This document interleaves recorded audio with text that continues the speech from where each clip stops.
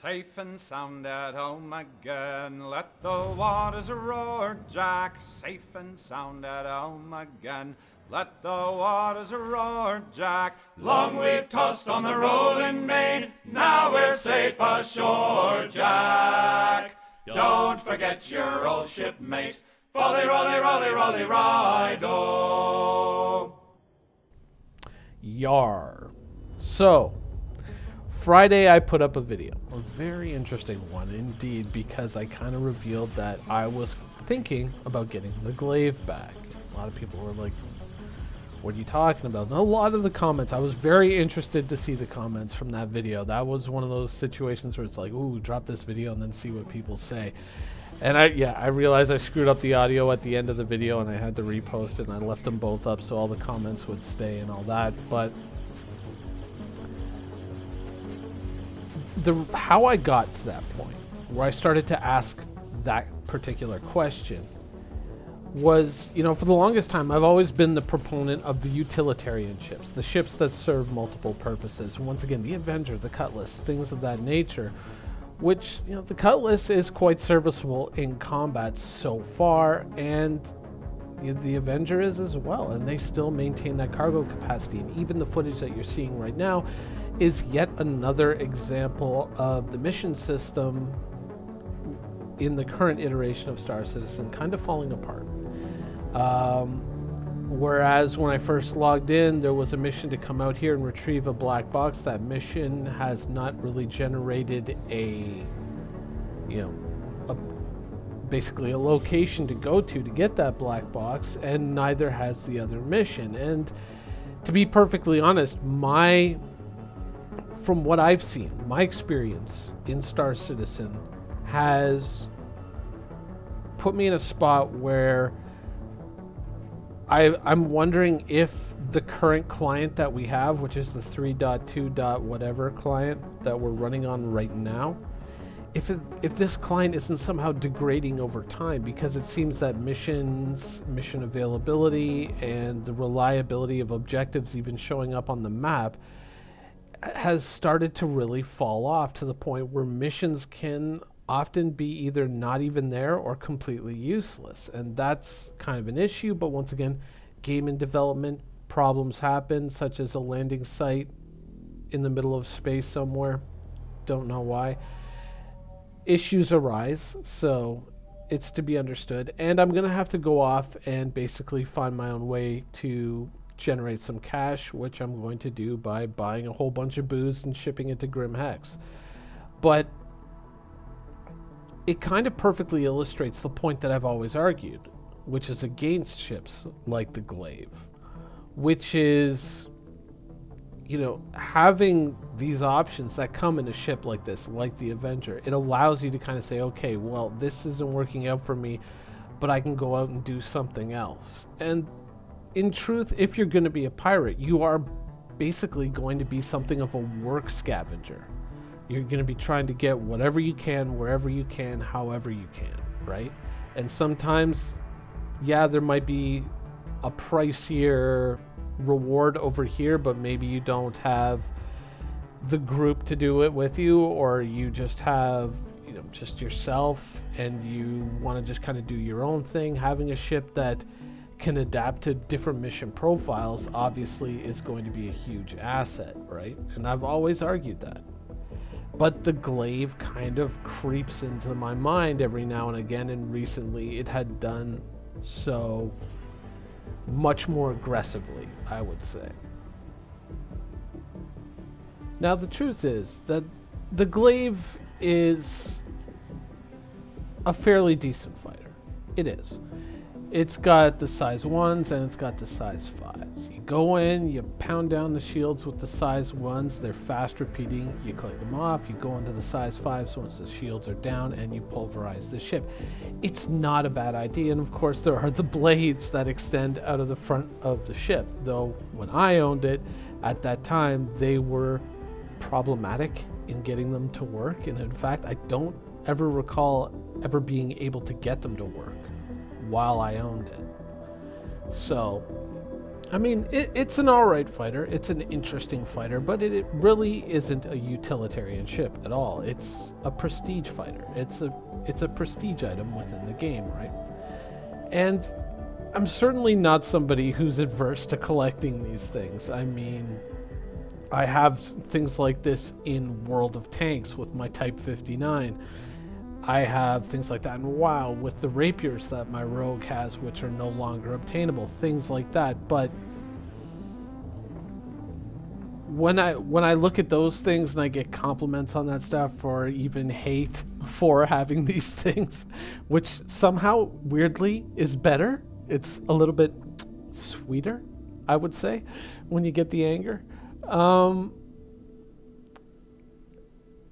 You know, when I see these things, I think, oh man, you know, there is that one ship in Star Citizen, that Glaive. The Glaive is one of those ships that when you see it's like, oh shit, it's a Glaive.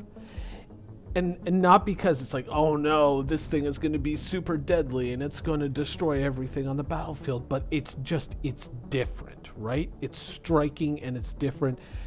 And there is that allure to it, right? You have to admit it. There is a certain allure to these ships that are almost completely different from any other fighter that we have in the game. And they stand out, which can be a good thing and a bad thing, because it's also like, go kill the guy with the Glaive because we hate him because he's got something we don't got. You know, that certainly happens. I mean, there were certain times in World of Tanks where people would start off and just like at the beginning of a battle say, kill the Type 59 because we can't get it anymore, that sort of thing, you know, kill that bitch in the Type 59. I certainly got used to that. So I mean, there is that appeal, and I don't think it's an appeal that you can readily dismiss, because there's almost an emotional attachment to it. I mean, because it's different and because it's unique. I mean, sure, it stands out, it gets attention, but it's nice to have something like that, right? It's nice to have, you know, whether it's a car or a watch or, I don't know, a suit jacket if that's your thing or whatever. It's nice to have like a prestige item, a luxury item, something like that. And that's where the Glaive keeps kind of tricking its way back into my mind. And then I always go, oh, well, you know, you can use those size 1s to like pound down the shields, and then you can use the size 5s to, you know, rip up the hull. It'd be a good fighter, it'd be a solid fighter, it'd be good. But then, you know, once again, like the situation that we're seeing on screen, I have now come into a place where I now have to adapt to the situation if I want to get any value out of my gameplay session. I'm going to have to go and pick up some cargo and deliver it in hopes of, you know, making some money out of a session where clearly there's very little to be made, you know, with the lacking availability of missions. But also, if you kind of extrapolate into the future of Star Citizen, it could be very well possible that even though there are missions there, maybe they're in an area where you're kind of persona non grata, or, you know, whatever your circumstances are in that moment, you have to be adaptable, and you have to say, well, if I want to make money in this game session, or if I want to get anything done, I need a platform that can adapt to the situation.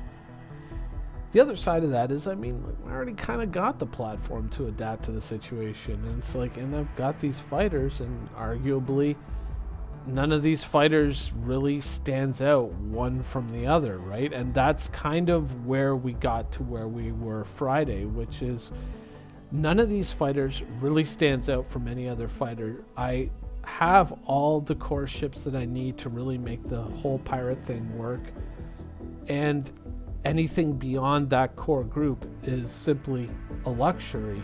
And so I was thinking about consolidating all those fighters into one without, you know, saying like, oh well, I'm gonna get rid of the Reclaimer and buy the Glaive, because would never happen. So that was kind of my current level of thinking, was, you know what, I've got all the core money makers I'm ever going to need. I'm not getting rid of the Cutlass because obvious. I'm not getting rid of the Reclaimer because obviously I love the Reclaimer. So nothing else is going to be gotten rid of except fighters that, quite frankly, I don't even fly and have very little interest in and could easily replace in games should I need them, when I need them, and I could still have, you know, that kind of, that ship. The downside, admittedly, is the fact that because it's a glaive, it's probably going to paint a big fat red target on my back, and realistically, when I'm going out and doing the day-to-day, am I really going to use it that much even? I mean, that's one of the things I think that kicks me back from a lot of the fighters that I currently own, is that in the end, when I leave Grim Hex and say, well, time to go make some money, you know, I automatically get into the Cutlass.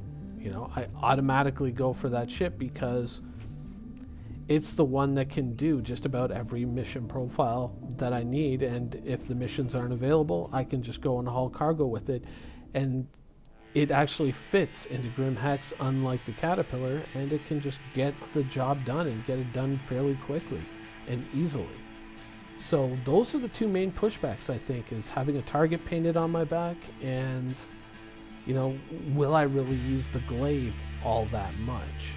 That's really the two things that are pushing me back away from this the most. But anyways, let me know what you think in the comments below.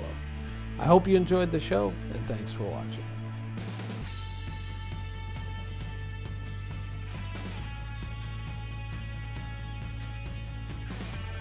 Thank you for watching. So if you want to keep up with the latest and greatest in Star Citizen and Squadron 42's development, please follow us on our social media channels. See you soon.